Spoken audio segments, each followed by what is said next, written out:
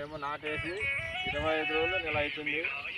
అప్పుడు 300 లేవాలని చెప్పి మా చేనుల సర్వే చేయకుండా అంతా నా వాడపండు పోయి మా పొలమే మునేదని చెప్పి వాళ్ళు ఇట్లా చేసినారు.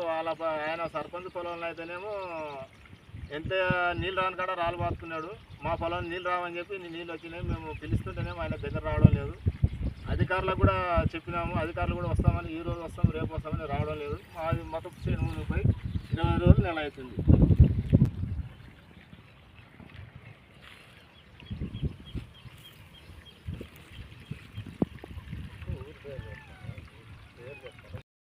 ఒకవేళ లేవాలని రాయి ఈడ బాతినారు. ఈడ ఈ చేనులోనేమో రాళ్ళు బాతిన దగ్గరనే నీళ్ళు ఉన్నాయి. ఇంకా పైనకి నీళ్ళు రాలేదు. మా పొలాల్లో మాత్రం రాళ్ళు లేవు, సర్వే లేదు, ఏం లేదు.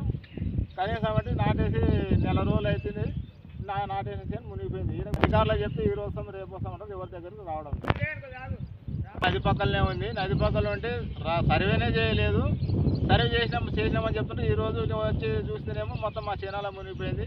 అధికారులు చెప్తే ఇవాళ వస్తాం రేపు వస్తామని చెప్తారు. ఈడ నదికి ఈడ ఉన్న రాయికి కనీసం అంటే కిలోమీటర్న్నర ఉంది. ఇంత దూరంలో ఇక పాతిన కానీ ఈయన ఉన్నాయి నీళ్ళు. మా నది పక్కన ఉన్న పొలంలోనేమో రాళ్ళు లేవు, ఏమి లేవు. మా చేనాల మునిగిపోయింది.